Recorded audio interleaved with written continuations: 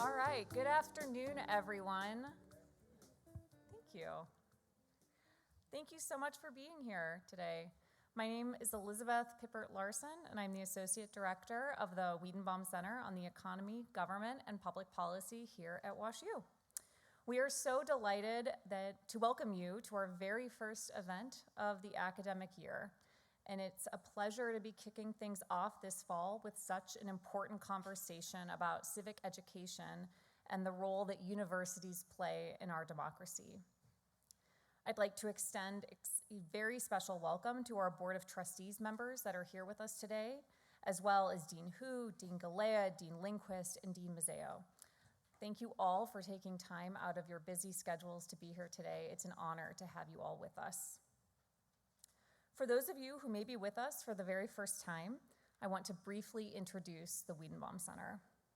The center is a research institute at WashU that supports rigorous social science scholarship. And equally important, we are committed to bringing that scholarship into public conversations through programs just like this one. We believe that translating research into meaningful dialogue is imperative. Our mission at the center is to serve as a bridge connecting scholars, policymakers, students, and members of the public in a space where thoughtful, informed dialogue can take place. We strive to explore issues from multiple perspectives and make expert insights accessible and relevant. And this work is very much rooted in the vision of our founder, Murray Weidenbaum, a longtime WashU economics professor and a renowned economist who served multiple presidential administrations. Murray was deeply committed to ensuring that academic research informed real-world policy debates. His conviction that rigorous research should be made available to the public continues to guide us today. And as a center, this is a legacy we are committed to, and we are proud to carry forward, and it feels particularly important during these times. So as you came in, you should have received a program, and on the back, you'll find a list of our upcoming events. And there are many, but I want to highlight just one in a few weeks. On Monday, September 29th at 12:30, we will host a historic panel featuring 3 presidents of the Federal Reserve Bank of St. Louis, including current President Alberto Musalem and his predecessors Tom Melzer and Jim Bullard. We are told that this is the first time in Fed history that 3 current and former presidents will share a stage together. So come make history with us. This event will take place at Graham Chapel and will be moderated by Karen Branding, President and CEO of the Regional Business Council. And I really hope you will join us, particularly as I'm sure all of you know, the Fed is in the news all the time at the moment. So we are looking forward to an exciting and memorable conversation. But now to today's conversation. I want to share that Chancellor Martin very much regrets that he cannot be here in person. He sends his warm wishes to all of you and for a successful event.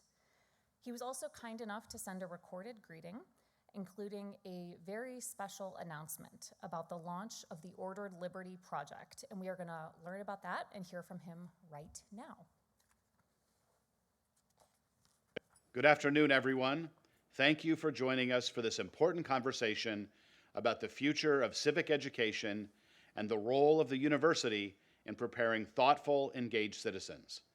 I'm sorry I couldn't be here in person today, but I know it will be a rich and timely discussion. It's a pleasure to welcome you to today's event and to share, for the first time publicly, a vision that has been years in the making here at Washington University.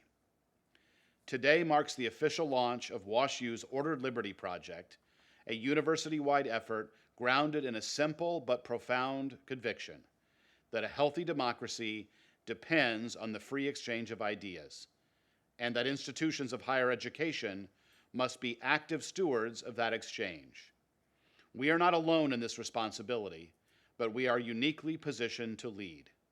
By ordered liberty, we mean something both old and deeply relevant, that individual freedom is most meaningful and most enduring when paired with the habits, institutions, and norms that give it structure and purpose. It is liberty not as license, but as a disciplined freedom shaped by mutual responsibility, law, and moral restraint, the freedom to speak and to listen, to dissent and to reason, to pursue our own good, but always in a shared civic space. In that sense, ordered liberty is not a departure from what we already do at WashU. It is a name for it. Across disciplines and programs, our faculty and students are wrestling openly and rigorously with the most pressing and contested questions of our time. We are investing in the conditions that allow that work to flourish: freedom of thought, diversity of perspective, and a culture of serious argument and mutual respect. With this project, we commit to deepening and elevating that work, and to bringing it into fuller view. The phrase ordered liberty has a long intellectual lineage. Though he never used the exact phrase, Edmund Burke wrote of the importance of liberty connected with order. It has been attributed to George Washington and was given constitutional weight in Justice Benjamin Cardozo's 1937 opinion in Palco versus Connecticut. The idea of ordered liberty captures the central tension and promise of the American experiment: freedom guided by responsibility, diversity held together by shared commitments, and a civic life sustained not by uniformity, but by principled pluralism. The Ordered Liberty Project brings together existing strengths at WashU while also building new programs. It includes courses, student initiatives like Dialogue Across Difference, and major events like the Model Constitutional Convention hosted by WashU Law next year. It supports faculty hiring through the new Asness Distinguished Professorship in Classical Liberalism, as well as signature programming like the Brower Lecture Series at Olin. Just as importantly, it builds on foundational efforts already underway: the Danforth Center on Religion and Politics, the Frick Initiative, the Bauer Leaders Academy, and the Weidenbaum Center on the Economy, Government, and Public Policy, which is hosting today's event. Under the leadership of Professor Andrew Reeves, the Weidenbaum Center exemplifies the core values of ordered liberty: empirically grounded research, open dialogue across difference, and a deep engagement with democratic institutions and public life. I want to thank Cliff and Laurel Asness for their vision and generosity in endowing the Asness Distinguished Professorship, and the members of the Ordered Liberty Advisory Committee who are helping bring this university-wide effort to life. We are honored to be joined today by Robert Doar, President of the American Enterprise Institute, and Benjamin Storey, Senior Fellow at AEI. Both are thoughtful public scholars and committed educators whose work reflects the spirit of ordered liberty. Let me close today with this: leadership is not reserved for those with titles or positions. It belongs to anyone willing to speak up, speak clearly, and bring others along in pursuit of a common purpose. If we want a society that values liberty, we need institutions that teach how to use liberty wisely, how to reason well, listen carefully, and act with integrity. That is what the Ordered Liberty Project is about, and that is what WashU is committed to. Thank you again for being here. I hope you enjoyed today's conversation.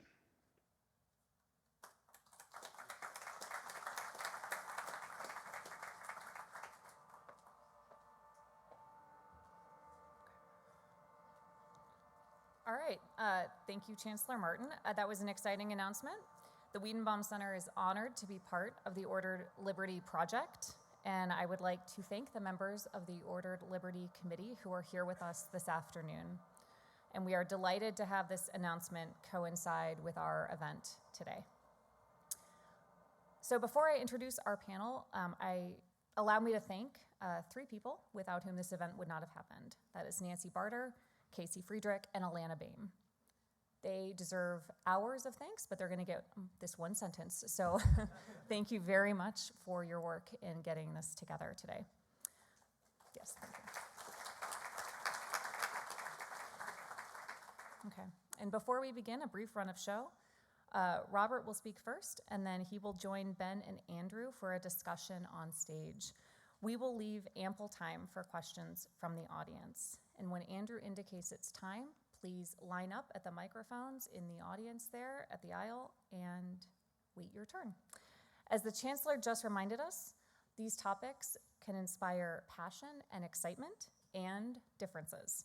I ask that you are respectful and civil to our guests, and perhaps most importantly, that your question is truly a question. Following the conclusion of our event, we invite you to join us at a reception right outside these doors in Frick Forum. There will be food and wine and, I'm told, dessert. Okay. So now I am honored to introduce AEI President Robert Doar, who will join me on stage. Robert Doar is the president of the American Enterprise Institute. He became AEI's 12th president in July 2019, leading one of the nation's oldest and most respected public policy think tanks. Since becoming president, Robert has recruited dozens of leading scholars and fellows across multiple issue areas and launched a new research division focused on social, cultural, and constitutional studies. While at AEI, he has served as a co-chair of the National Commission on Hunger and as a lead member of the AEI Brookings Working Group on Poverty and Opportunity. Robert joined AEI in 2014 after serving for more than 20 years in leadership positions in the social service programs of New York State and New York City. He received his AB from Princeton.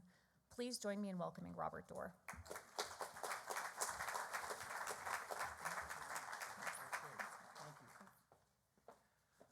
Well, thank you, Elizabeth, and thank you all for being here. I have to tell you, I've had a great day here in WashU. I've loved every minute of it, and everyone who's welcomed me has been so warm and generous with their time and their thoughts and their questions. And I'm only halfway through. I've got all day tomorrow, too, and I'm looking forward to that as well. And I need to let you know that this announcement that the Chancellor made is an important one that will have people interested all across the country in ways that show, once again, that Chancellor Martin and WashU is leading our nation on an important issue, and that is ways we can improve our institutions of higher learning to make them even better, even greater fulfillment of the promise that they have always offered all of America. The higher education universities in America are the crown jewels in some respects of our country, but like all things, they're not perfect, and efforts to make them better are, I think, what will bring us forward in a positive way. And I was just honored just to be here for that announcement. I've loved getting to know the Chancellor over the last 2 years, and you should know that he is an important, very important leader in these efforts in the country, and someone who's setting a great example. Now, I think it's important I can't wait to the conversation and the dialogue. That's way more fun than the speech, but I do want to just give you a little more, fill out the introduction a little bit so that you know where I'm coming from and who I am, so that you can then judge what I say and how you think about it. I grew up in New York City. I'm a New Yorker. I grew up in Brooklyn. My father had moved our family there in 1969 after Robert Kennedy, the father, the sensible one, asked him to run an anti-poverty program in Bedford-Stuyvesant, which was at that time one of the largest, most difficult neighborhoods in the country. And that was my introduction to the area of study and discipline that I cared most about, and that was social policy and working on helping people who start behind in our country and want to take advantage of the opportunity that we offer. And I observed that experience. My dad had been the head of the Civil Rights Division in the Johnson administration. He had come to the Civil Rights Division under President Eisenhower and stayed with President Kennedy and President Johnson. And I had seen what had happened in civil rights, which I thought was positive, and I observed what had happened in poverty fighting in the 70s and 80s, and I didn't think that was positive. And so I wanted to devote my life to getting involved in public life and public policy in a way that would help the people that struggle the most in America move up successfully from below the poverty line. And so when I had my opportunity, I went to work for Governor Pataki. I am a Republican, and I had a great advantage when I went to work for Governor Pataki. And that was when Republicans are in charge, the line for jobs in social services is very short. So I was able to get some responsibility and work at a time when we were reforming welfare under the leadership of President Clinton. And we also had an interested mayor in these topics in Rudy Giuliani. And of course, we had Governor Pataki. And we made changes. And we reduced the child poverty rate in New York City. And we improved reading and math scores in public schools in New York City. And we increased labor force participation for never married mothers. So we we set an example of how you can, through ideas and effort and implementation, make positive change on difficult challenges for our country. And I love that. But when that ended, I wanted to take what I had learned and be able to talk about it and write about it using a platform that would allow it to be projected across the country. And that's where the American Enterprise Institute came in. They offered me an opportunity to come to Washington and take advantage of the platform that we offer. We are now a community of about 130 fellows and scholars, affiliated scholars. About 70 are full-time. We cover a whole range of issues in domestic policy, foreign and defense policy, constitutional law, economics, literature, and this is what we're here to talk about tonight, what we can do to improve our higher education institutions. We have a big K-12 program as well. It's been well known. And we are in the debate every day in a way that is always empirical, always civil, nonpartisan, but it is informed by certain values. We believe in the United States. We love our Constitution. We believe in free markets and free people and limited government. And we believe that the United States should play a leading role in the world. Those are the broad values, but you should know all of our scholars speak for themselves, and some of them don't always agree on every issue that we tackle.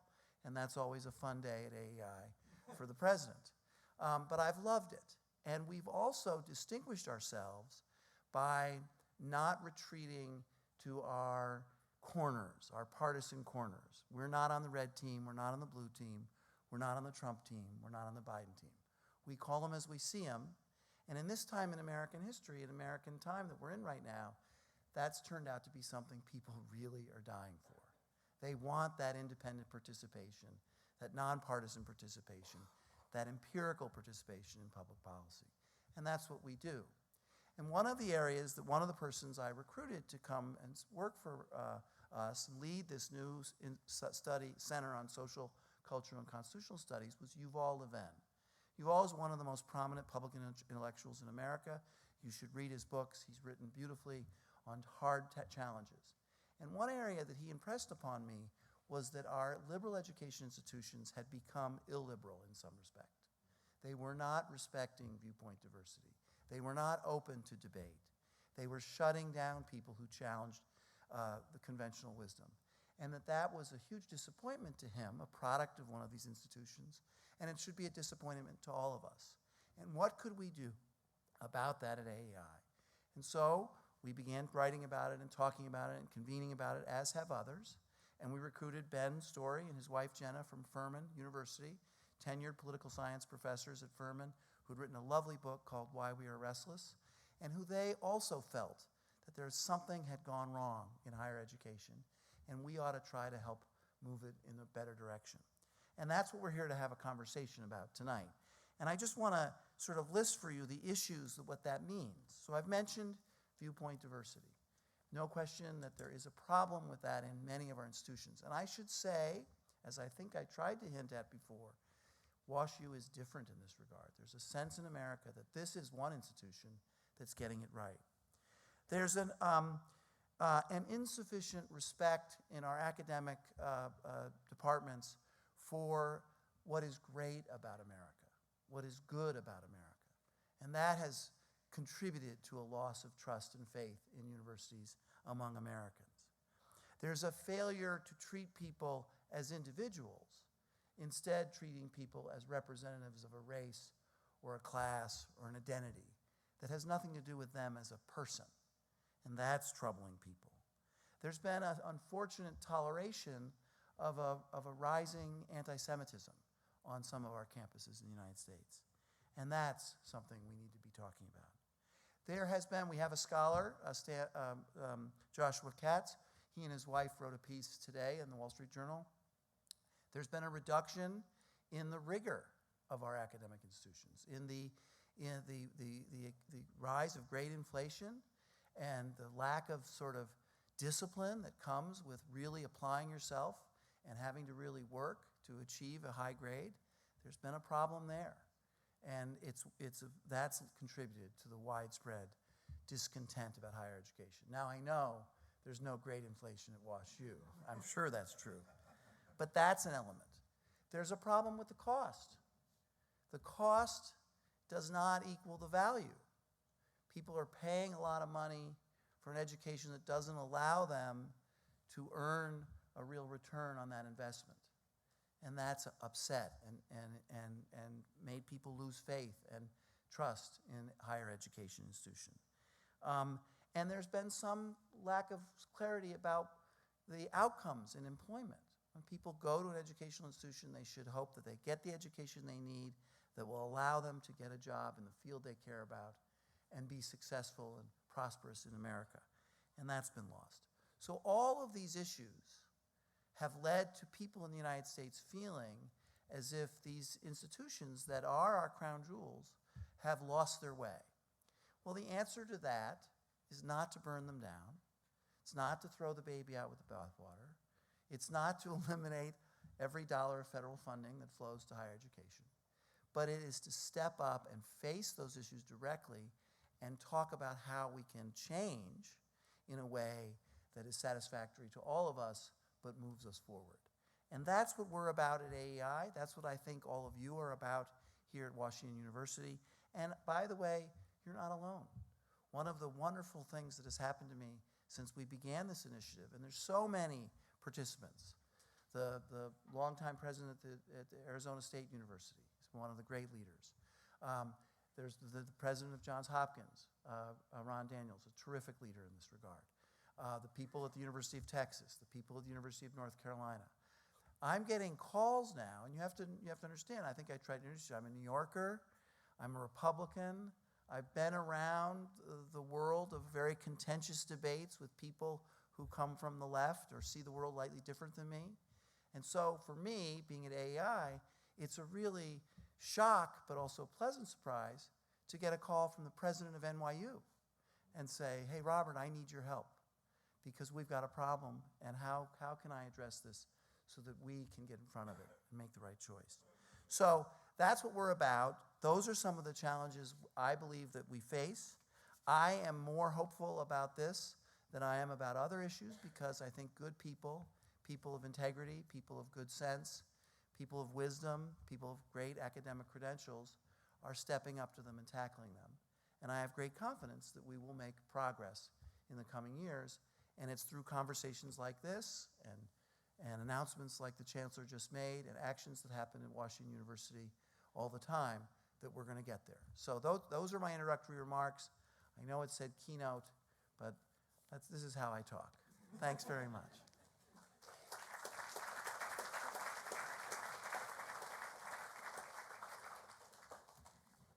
Thank you for those introductory keynote remarks. Now I'm honored to introduce the rest of our panel. So in the middle, Ben Storey is a senior fellow in social, cultural, and constitutional studies at the American Enterprise Institute and co-director of AEI's Center for the Future of the American University. He is concurrently an SNF Agora Fellow at Johns Hopkins University and a research fellow at the Civic Institute at the University of Texas at Austin. Prior to coming to AEI, Ben was a professor at Furman University where he taught for 17 years. Ben is the co-author with his wife, Jenna Silver Storey, of Why We Are Restless on the Modern Quest for Contentment, and they are currently working on a book titled The Art of Choosing, How Liberal Education Should Prepare You for Life. He has a PhD and MA from the Committee on Social Thought at the University of Chicago and a BA from the University of North Carolina at Chapel Hill.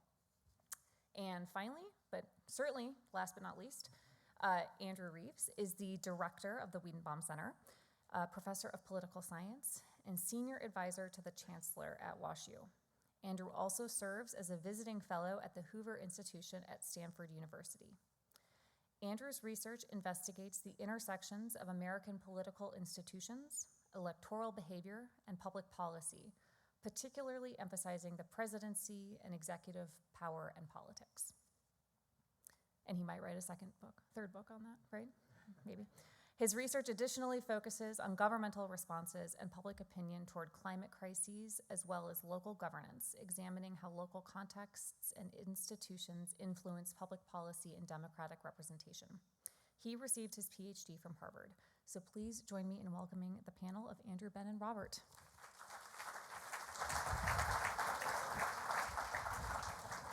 Great.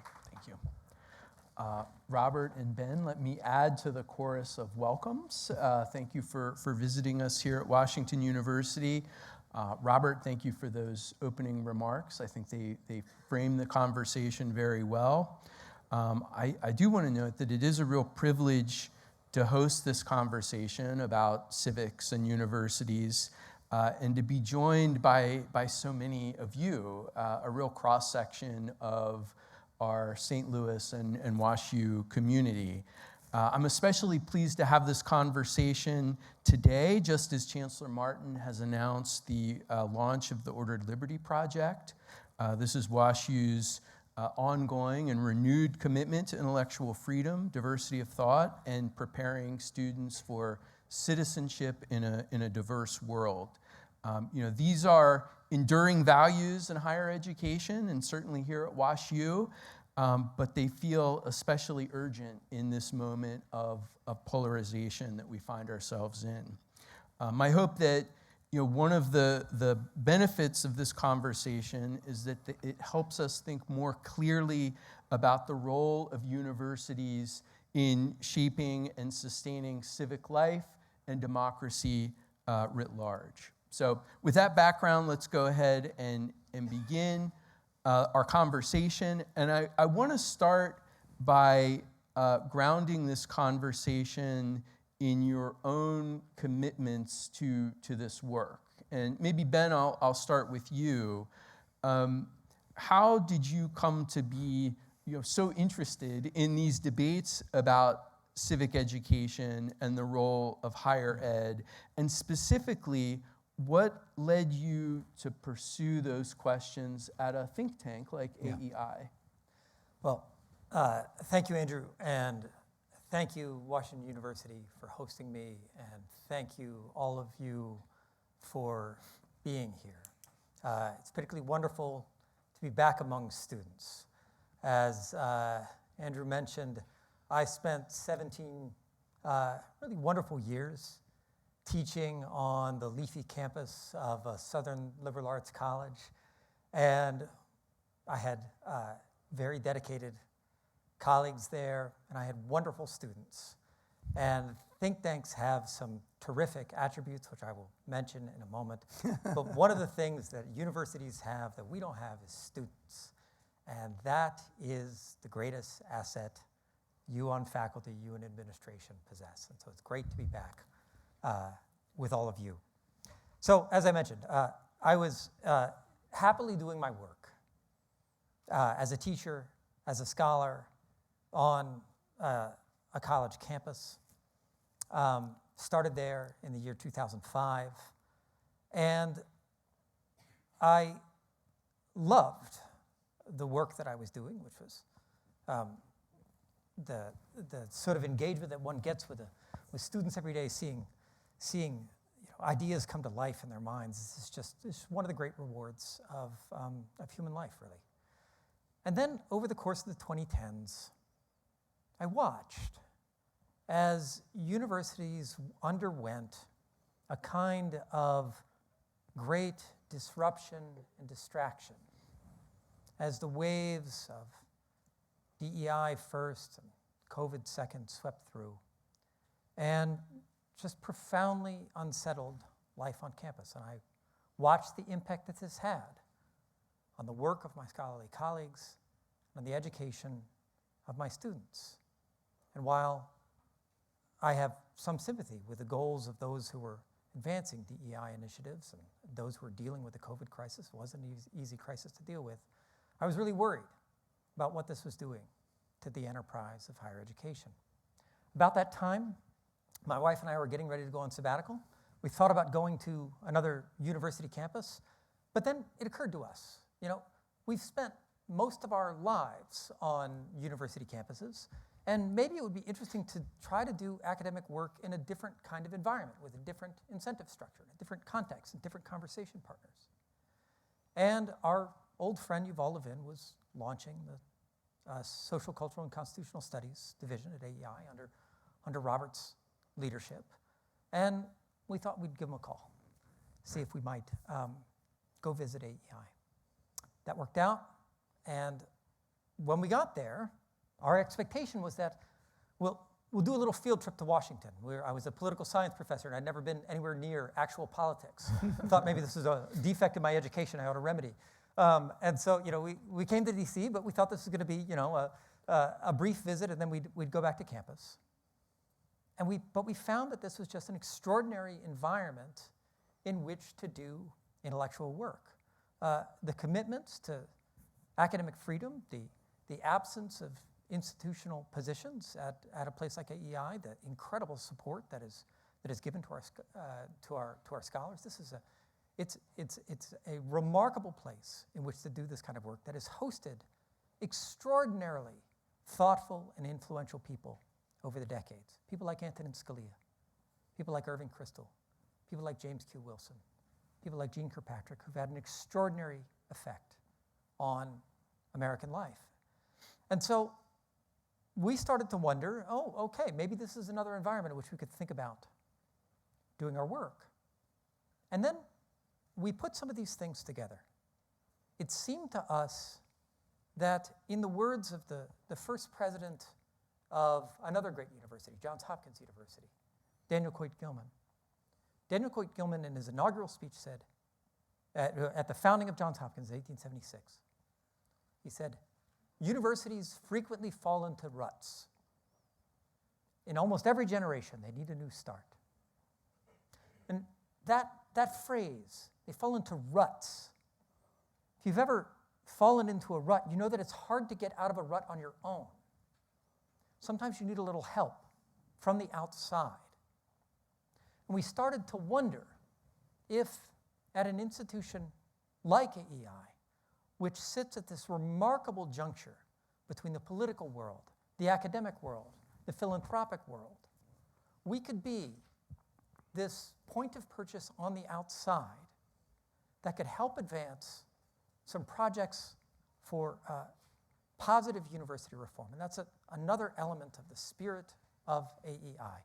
As Robert said, people at AEI are not there to grind down the other side in a culture war. We're just not really interested in doing that kind of work. People at AEI are interested in getting good things to happen. We're interested in advancing positive projects in every field in which we work. And so that's why my wife and I began by founding a conference series on the future of the American university, and why we've continued that into the creation of a center on the future of the American university, which is going to focus on the areas of liberal education, civic education, viewpoint diversity, university governance, and science and research. Because we want to work with partners, people like Andrew Reeves, Andrew Martin, the Ordered Liberty Project here at WashU, to advance positive projects that can make the next age of the American university a great age of the American university. So that's... Andrew, I want to just add a little bit to that, because one of the things about the term civic thought is it needs to be clear that we're not talking about how a bill gets made in Congress or how to encourage greater volunteerism. If that's what he was going to do, I would have said we're not doing that. I went to college. I went to a lovely college and a lovely high school education. I had great education. I loved it. And what I learned when I was going through college in the early 80s was how to be a good citizen, how to understand the foundations of our democracy, the foundations of our Constitution, the underlying philosophical facts and opinions and writings that led to that. And I thought that what had happened at universities was we had lost touch with those kinds of deeper teachings that could make better citizens more prepared for self-government, which is what America is.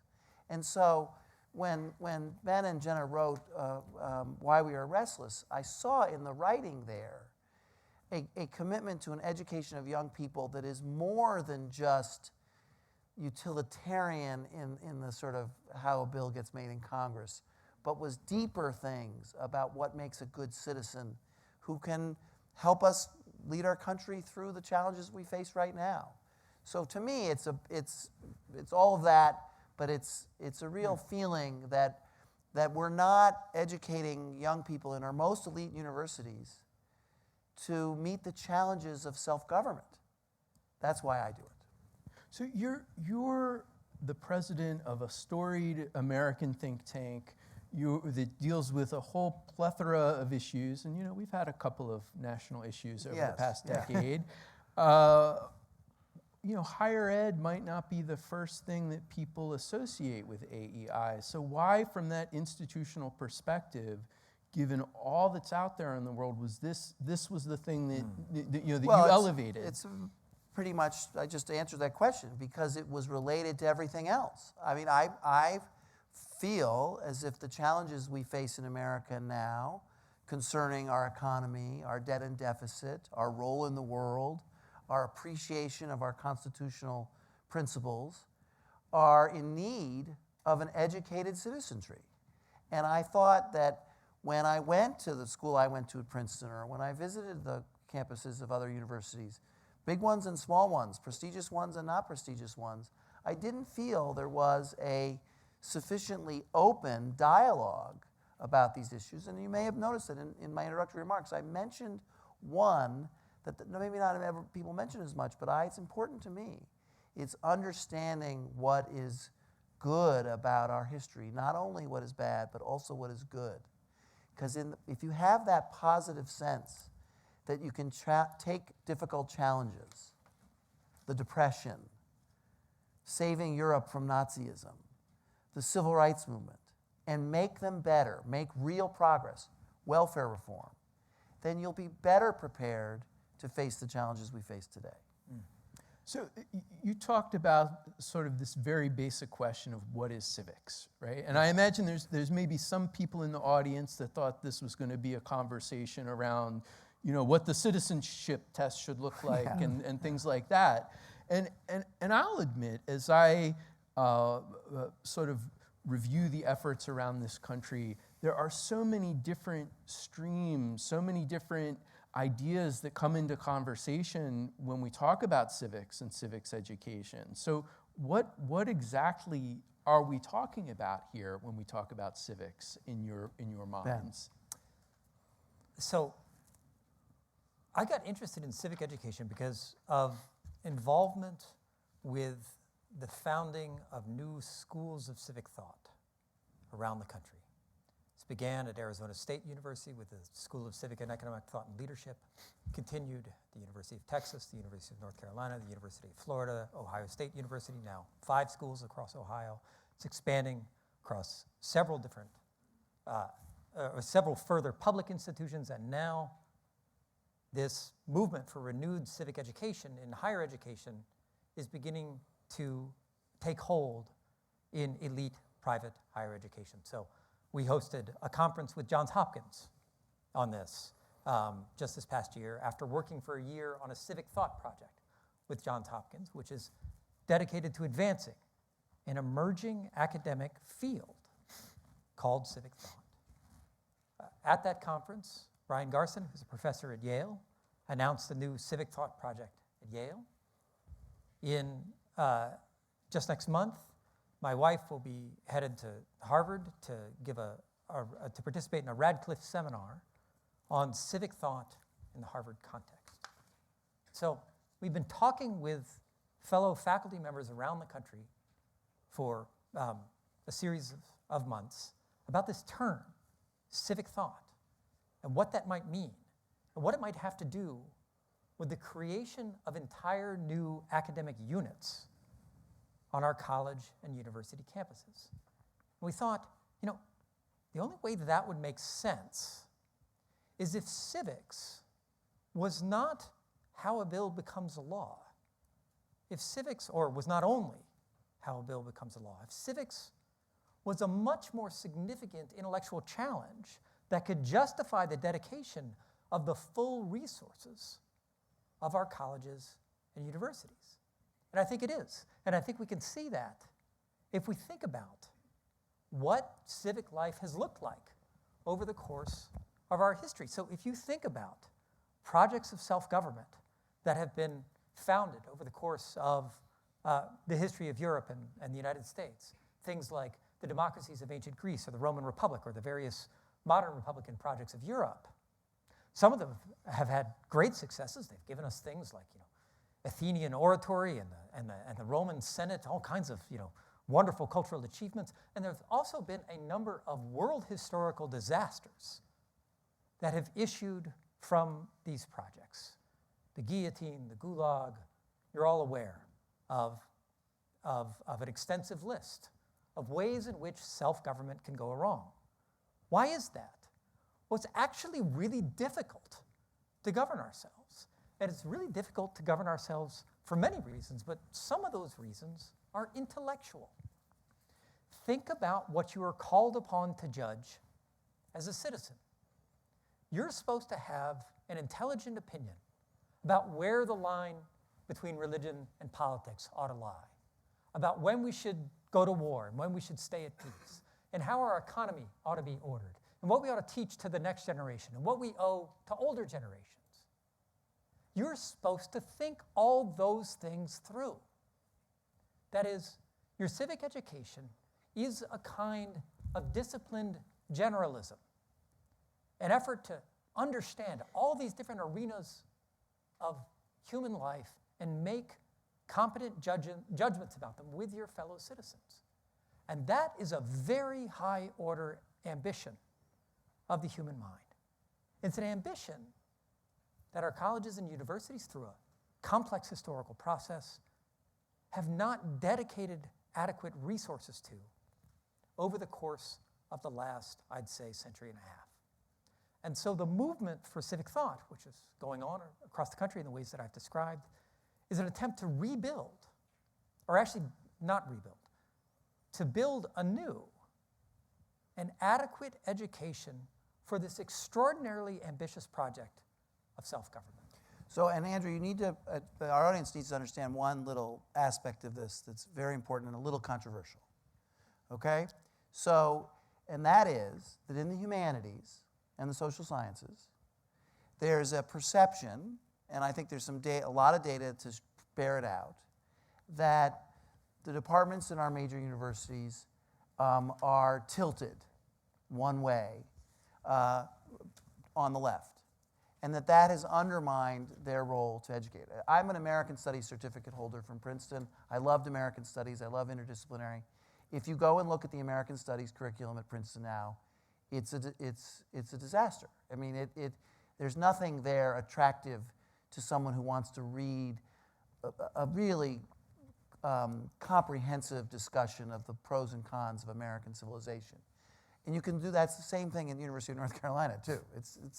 And so they're lost. And the hiring process for faculty in major departments in major universities is controlled by the chair and the faculty. No offense, but that's a fact. And it's very hard if you really feel as if there's a tilt and it's a bad tilt, to change it rapidly, one department at a time, one hire at a time. Now, I want to be clear here. We want people of all backgrounds and all perspectives to come to these schools. But one way to bring something rapidly to a place that needs something like this is to create a new school or a new institute or a new thing so that it can have hiring authority and it can bring some new perspectives to campus. And it's really needed. And so that's another reason why we've launched on these schools. Because if you go to the history department at Princeton and you want to get it balanced, it'll take a long time. So is that your response to faculty or non-faculty who think terms like civic education and intellectual diversity are Trojan horses or code words for sort of a conservative agenda? Or how do you respond to, and I'm sure you must hear them, the critiques of that nature? There are two ways to answer it, but he'll go first. I'll give the other one. And as a New Yorker, you'll go second. In 1915, the AAUP, in its founding document of the sort of constitution of the modern university, wrote that universities have legitimately progressive and conservative functions. Think about this. What do we associate with the kind of activities that goes on university campuses? Of course, we think about innovative research, all the sort of technological changes, scientific discoveries that happen at a place like Washington University. But there are other kinds of parts of universities whose significance we have perhaps not appreciated enough. Universities also contain museums. Universities also contain libraries. Universities also contain archives. Those things are dedicated to a preservative function, to a function of memory that is another intrinsic part of the constitution of academic life. And scholars, just like everybody else, tend to be disposed toward one of these two projects. Some scholars are more disposed toward the preserving, the conserving, the transmitting dimension of educational work, and others are more disposed toward the innovative dimension of educational work. And I think those things are both legitimate things. However, over the course, particularly the last 50 years, and perhaps even longer than that, there has been a process of subfield substitution across our institutions of higher education. So what I mean by subfield substitution is that, say, for example, you're in a history department, and you've got a military historian. Well, military historians code a little bit right. I don't think I'm breaking any news on this kind of question. That guy retires, and the department has a conversation about what should replace him. And oftentimes, the conversation settles on a different subfield than the subfield in which that person worked. And so instead of a military historian, maybe we get a historian of gender or something like this. And I don't want to deny the legitimacy of some of these new areas of study. So for example, African American history, I think, has certainly taught us things that we were ignoring before some of these fields were developed. But the ratchet has tended to go in a single direction, toward the progressive side of the university. And so now universities look around the country, a country that is about 50-50 with respect to this question of the progressive disposition and the conservative disposition. And the conservative part of the country is looking at the university and saying, we don't see anything of ourselves in these places anymore. We don't see anything for us to love here. A lot of people on the right side of the political divide, which Robert and I have a lot of contact with, working at AEI, a lot of people love higher education. They love universities. They love literature. They love art. They love all kinds of things that don't have a better home than a university can provide for them. But they don't see the things that they love being celebrated on campus. And so I think this is a moment in which universities can rebuild, or actually build anew, legitimate areas of academic study that can appeal to that conservative disposition of the human heart and do better academic work by doing so. This is not a corruption of the university. It will make it better. And that's something that I think is really important for students, for faculty to understand, that there's a possibility of you working together to improve academic work and improve the political situation of the university at the same time. I'm going to ask one more question, but at this time I invite those of you in the audience, if you have questions, to please stand up at the microphones, and we'll start taking those questions in a minute. I remind you what Elizabeth said, questions should be sentences, not paragraphs, and should end in question marks. So we will appreciate if you'll follow those guidelines. Taking a step back, if we think about the culture of college admissions and many students sort of viewing college as an opportunity to get a high-paying job and to get these credentials. Yes. I mean, how do we deal with that problem, which seems to perhaps accompany the falling away of valuing civic thought, civic education? I'll make just a very brief comment on this.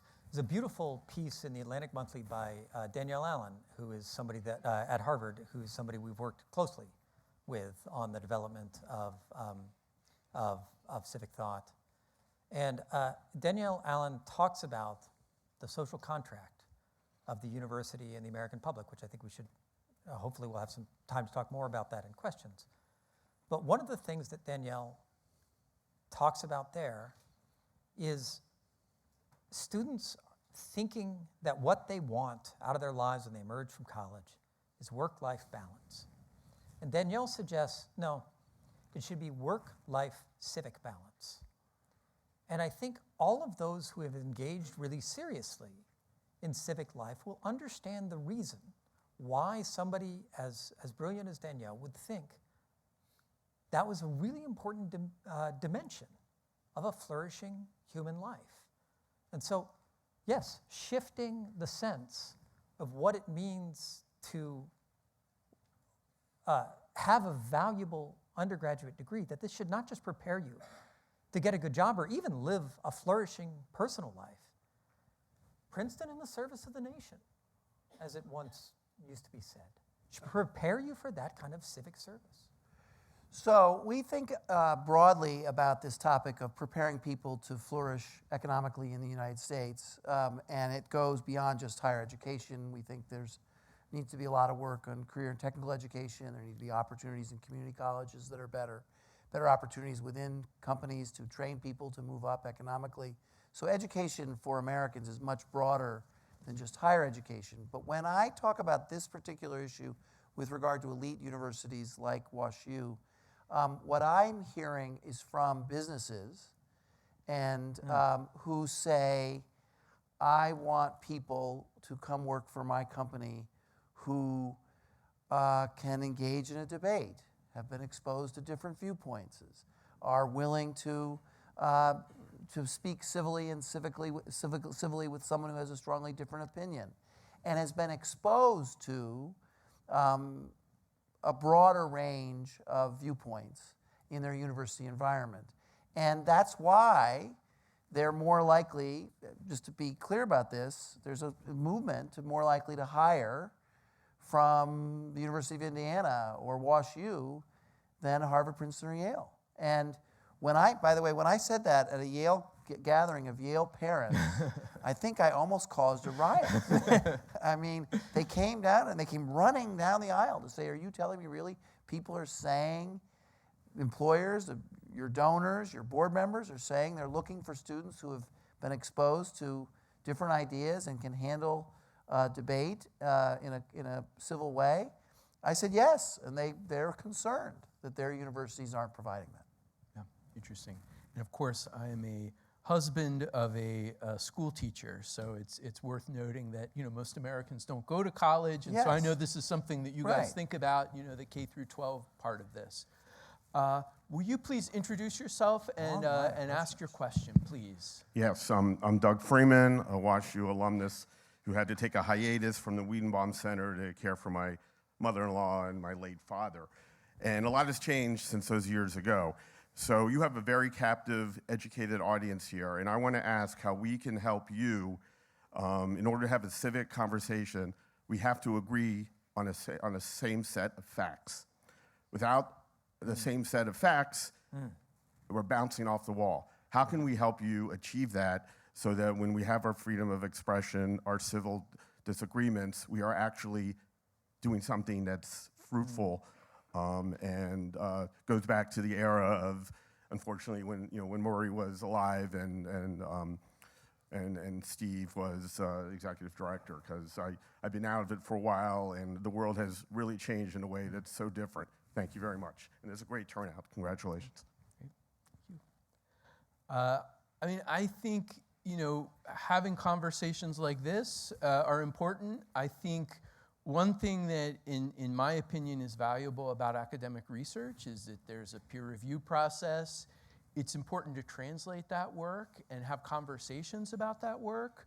But you're right, increasingly people are not even willing to sort of be open to discuss facts that they find confront their predispositions. So in many ways, this is preaching to the choir. You people are willing to come here on a Thursday afternoon to the campus of Washington University. I think a lot of our work is to get the people that aren't here to tune in and trust us. And certainly that reflects some of the things that you all have been talking about, building trust in the public back when it comes to higher ed. I have to tell you, this facts issue is a very serious question right now because people are challenging experts in a very aggressive way from the right and the left, especially from the right now, actually. And people are upset about that. It's causing a lot of discomfort and upset. And I think people ought to recognize that this challenge is partly related to the problem we've described.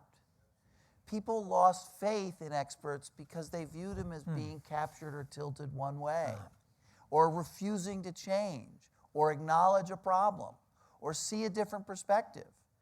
And some experts played little games with their data to manipulate them so that it went in their direction to satisfy their priors. And we have to recognize that problem and address it. And I think the way in which you do that is you increase the viewpoint diversity in academic institutions. There's just one brief thought on this. The reason that Yuval Levin, my boss, Robert's, who Robert hired at AEI, wanted to found social, cultural, and constitutional studies was because once upon a time in Washington, D.C., people talked a lot about data-based policymaking. But then it became the case that everybody had their own data. Everybody had their own facts. What's the reason for that?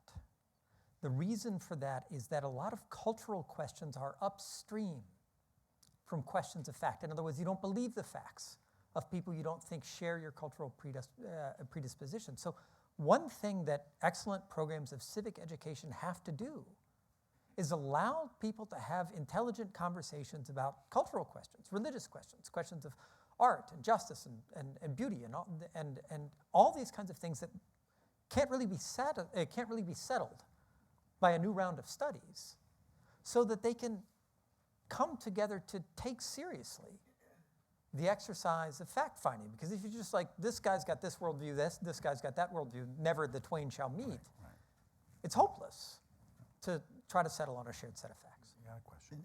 I'll just add one quick thing. And Ben, you mentioned the honor that we have to work with the students that come through Washington University and to give them the skill set to, as they go and run the world and run companies, to meet each other, perhaps not as friends, but as civic friends, and as they disagree with each other, not reach a moment where for the first time they're confronted with a viewpoint that they disagree with, but to have experience having those conversations seems like one of the ultimate honors and privileges that we have as college professors. So, please. My name is Marty Rochester. I taught for 50 years in political science at University of Missouri St. Louis. I thought I heard that Mr. Storey has an affiliation with University of Austin. No, the University of Texas at Austin. Excuse me. All right. Well, in any case, I just received today an email that contained a speech by the president of the University of Austin that was so refreshingly different that I sent it around to a lot of people. It was grounded in Jefferson's notion of the aristocracy of merit, in which he talked about the total, utter collapse of standards in education. I think one of the speakers today spoke about that earlier. The obsession with equity and other factors that have driven an abandonment of excellence at universities. There's no question. It goes beyond grade inflation. So I wonder if you could just speak to that and if you see any way to deal with that problem. Well, I think the University of Austin is a really interesting experiment that was launched by actually a graduate school classmate. Pano Canelos was the founding president of the University of Austin. And we brought him to speak at AEI very early on in that experience, that experiment, because we were just utterly fascinated by the, start a university anew. These institutions have a tremendous amount of cultural inertia behind them. Their institutional roots are extraordinarily deep. And so, talking to Pano was just fascinating. It was like he had a university in pieces on the floor, and he was just, what are we going to do here? And so and I think actually this is a project which great institutions with extraordinary legacies like Washington University, can actually learn from.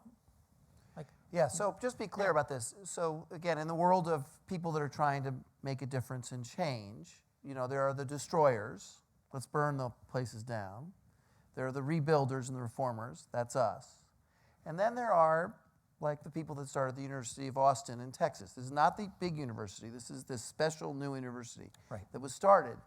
And one of their theses could be viewed as, and the remarks that you shared around, I'm sure, are beautiful and right, of the crown jewels of American higher education are so broken we have to start and build a new one all by ourselves. And I think that's okay, you can do that.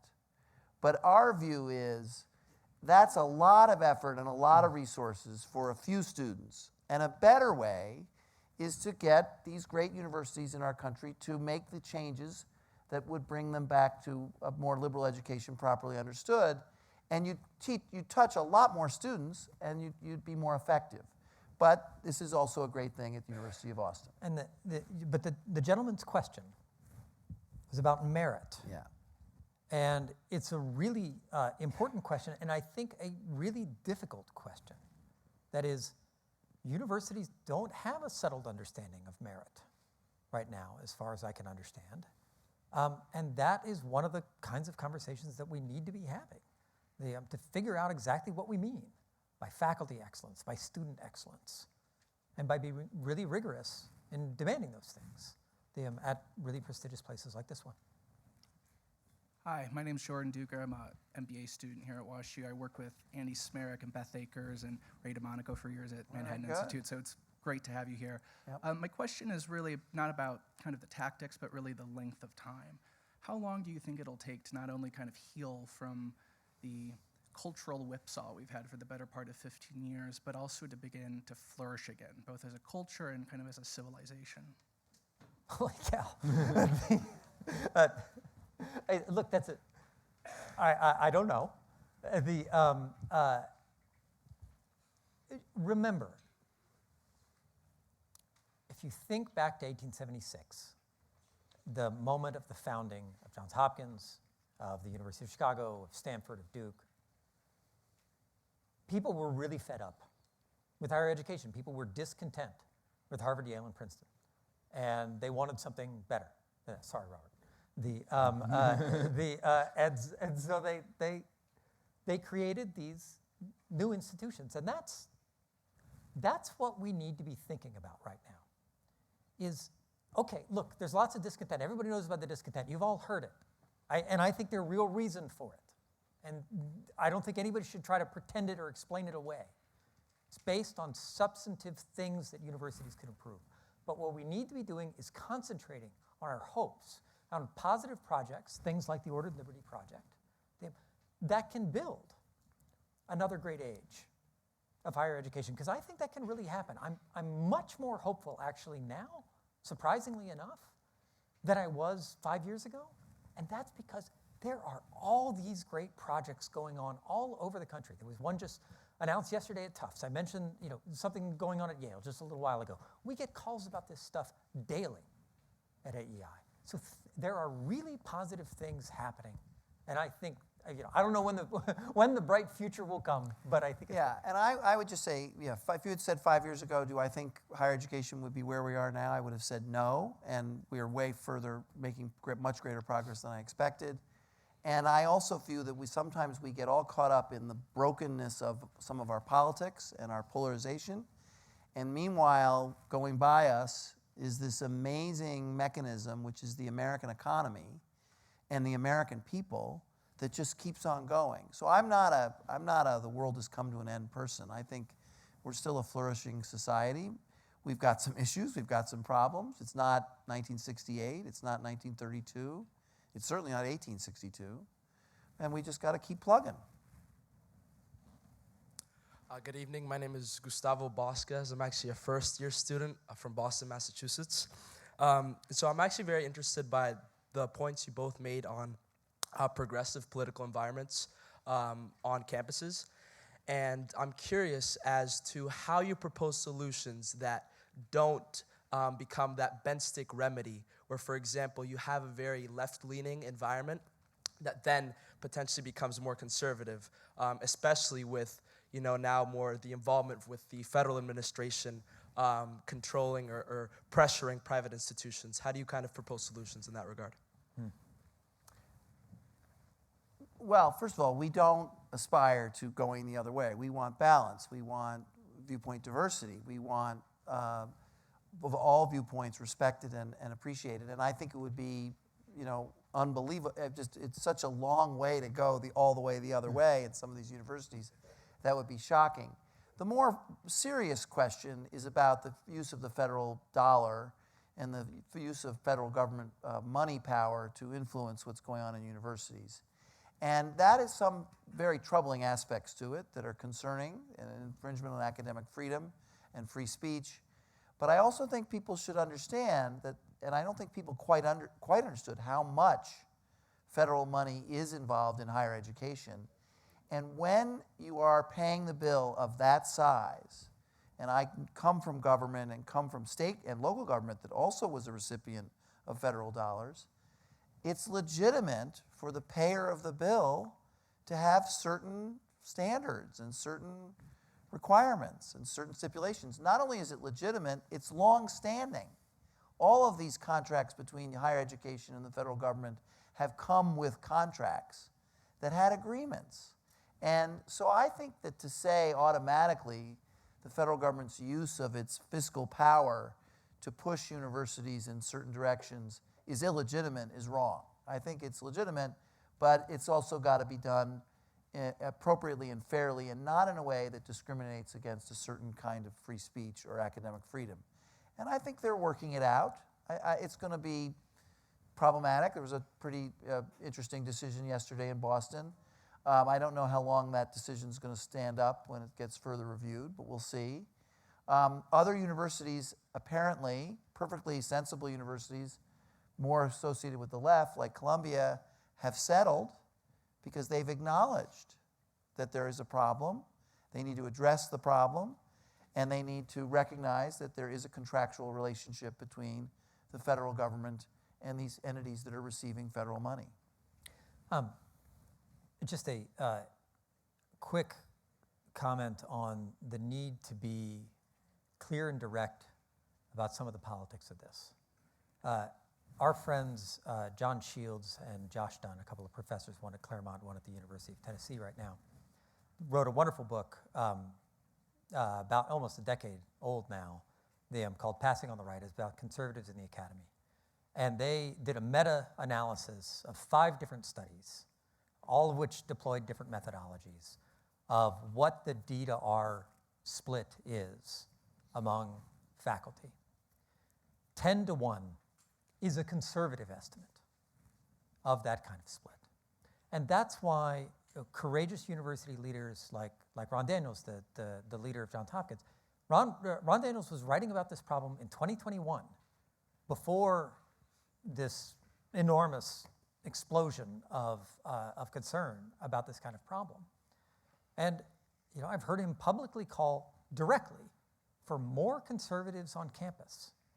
You can't get if the problem of faculty viewpoint is it's not a monoculture where there's 2 faculty members, there are 5 opinions. There are there's lots of argument among faculty. It's skew. And you can't redress the skew without thinking about what it would mean to get more conservatives on campus. And there are perfectly legitimate academic ways to do that without looking up anybody's voter registration. Let me just follow up there. In your minds, are the actions of the Trump administration vis-a-vis higher ed, how do they relate to this movement? Are those things happening in spite of the civic education movement, or are these things happening at the same time for a reason?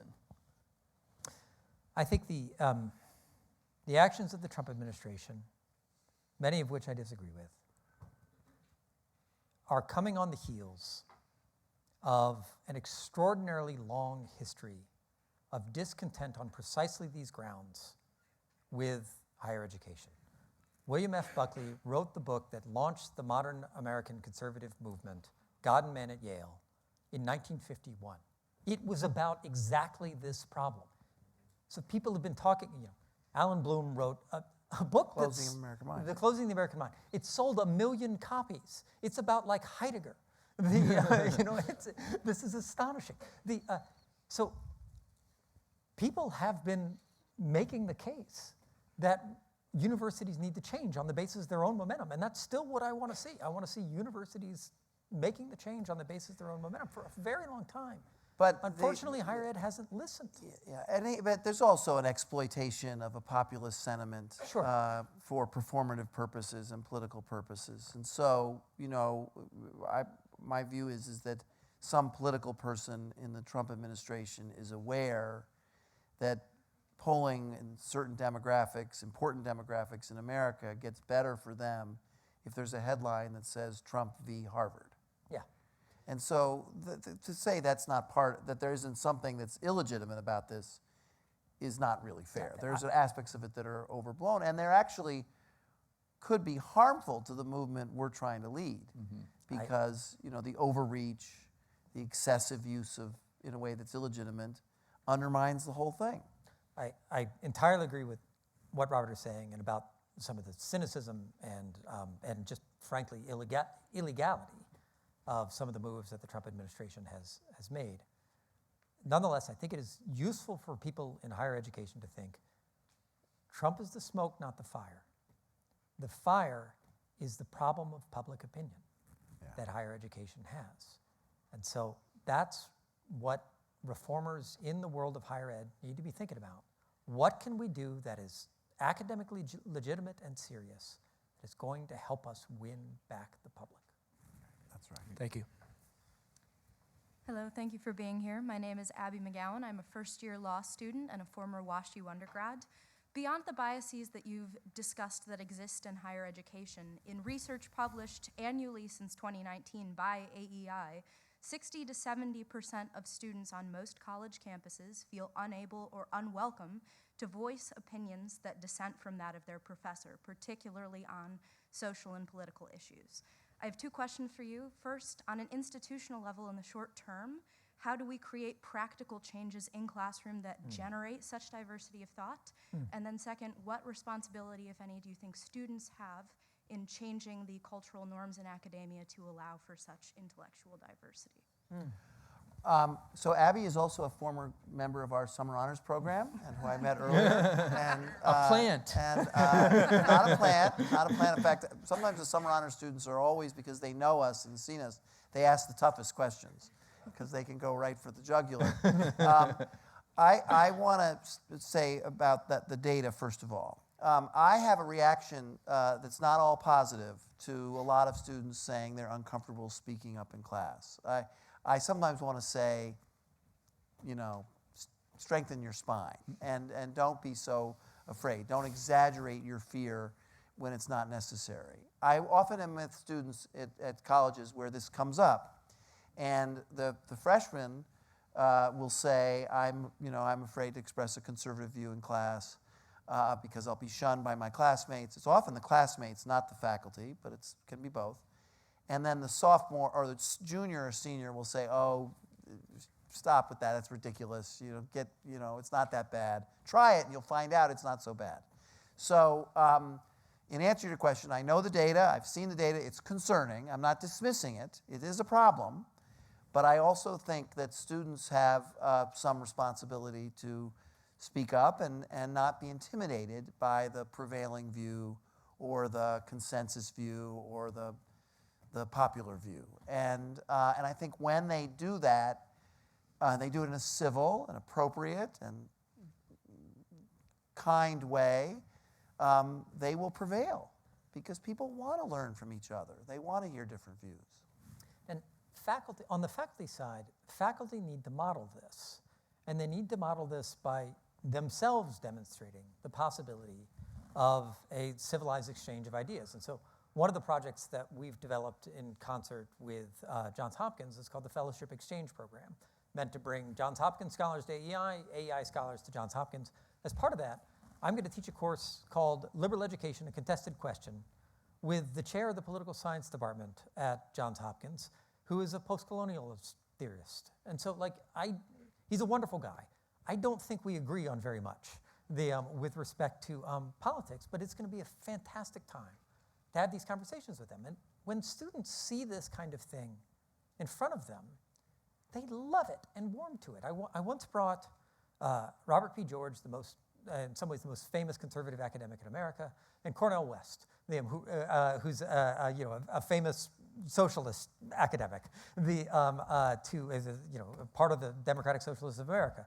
I brought them to this little liberal arts college in South Carolina, and they do a wonderful sort of debate thing. It's great. What my students most responded to was the image of friendship that the two of them projected, which was just an extraordinary thing. And so in that sense, if faculty modeled this stuff, my experience with students is that the students want to have crazy conversations. They want to do really fun things, and they will do it when the environment is right. The other thing, I do think there's a careerism problem going on. Kids today are more afraid to say a strong thing or opinionated thing because and there's a legitimacy in this too, that it'll be used against them later. And I try to tell people that it's okay to be wrong, even when you're 64, let alone 18. And so don't be afraid. And no smart employer, no intelligent person is going to hold against you an opinion you expressed in an op-ed in the student newspaper when you were 21. But I do think kids really worry about that. That's too bad. Hi, my name is Delia Zox. I'm an undergrad here.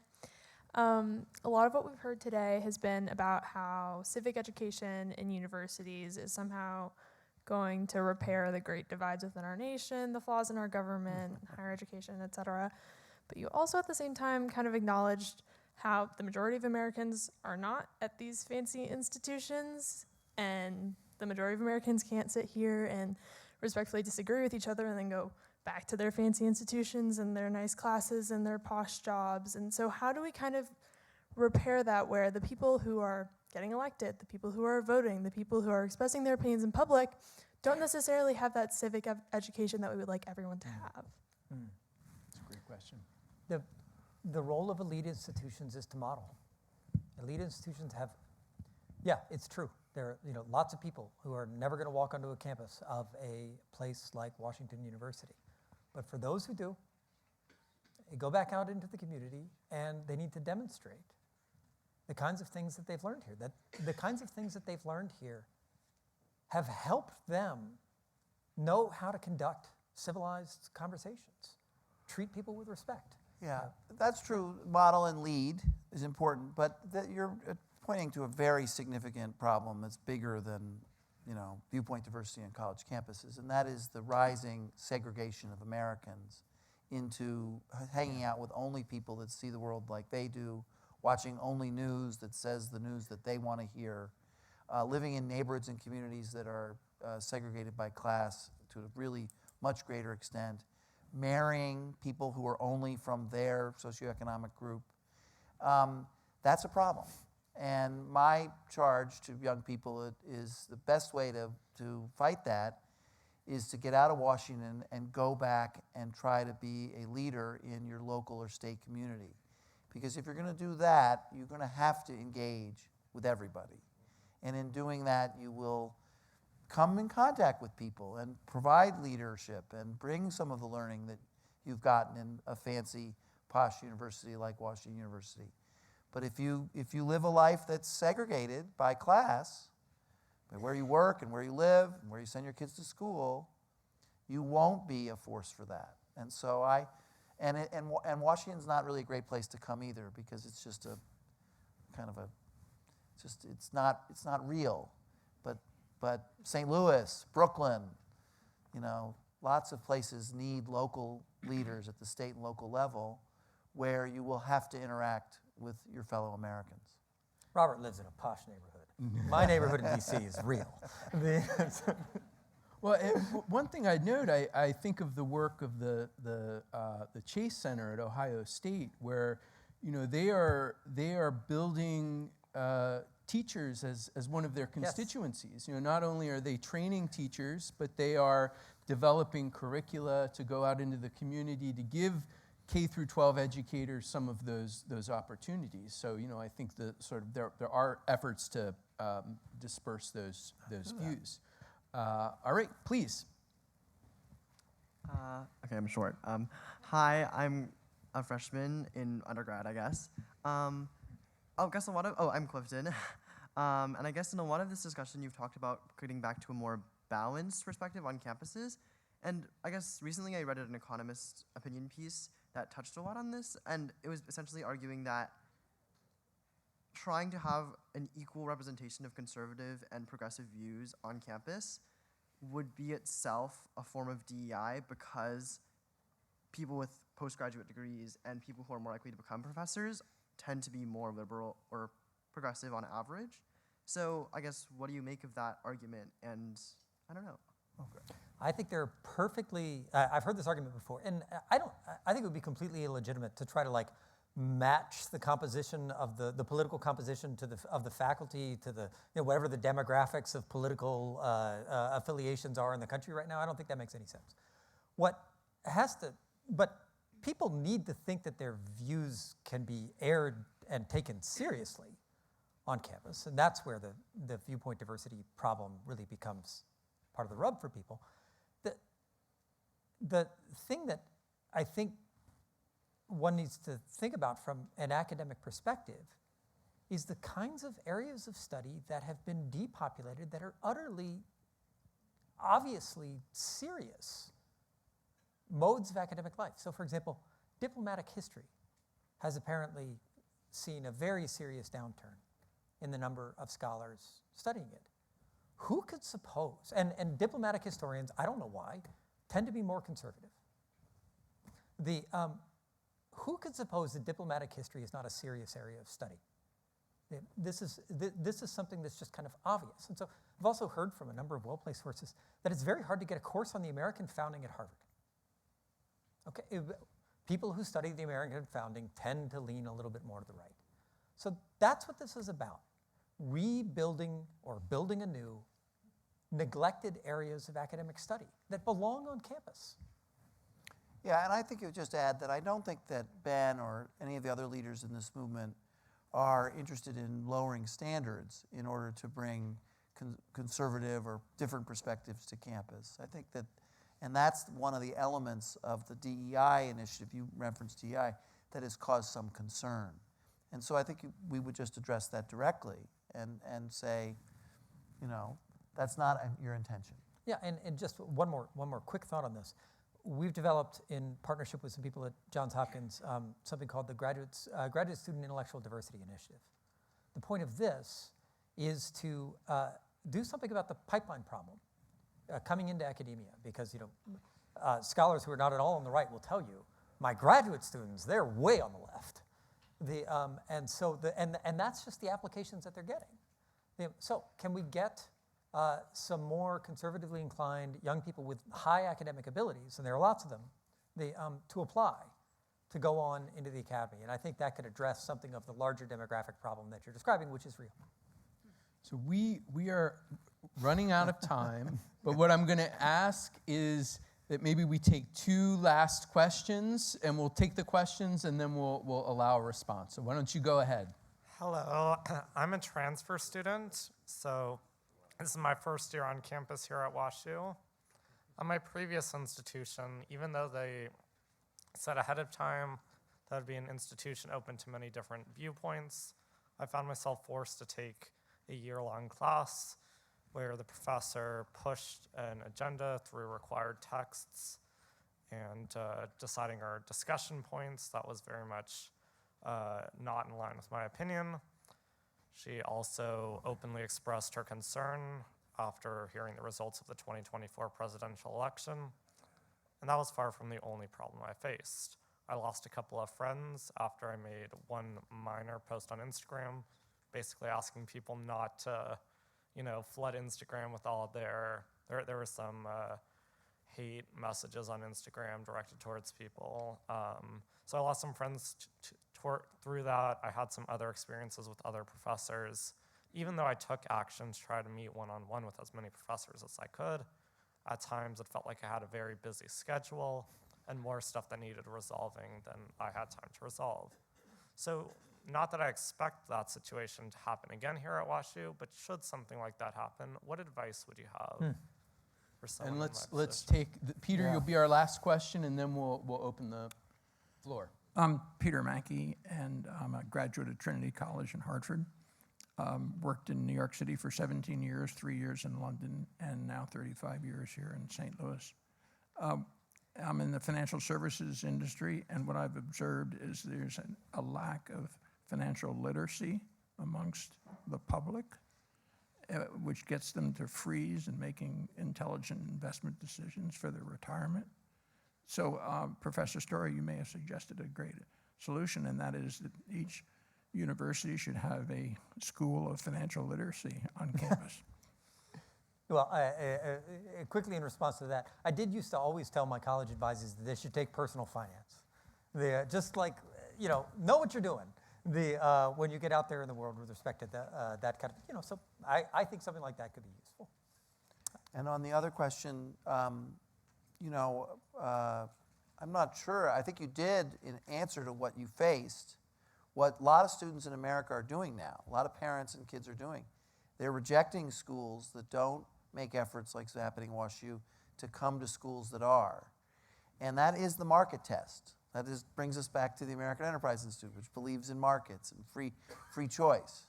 And so I'm hoping that doesn't happen here.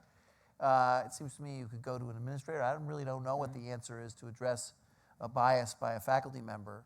But what you did by changing was something that's happening all across the country.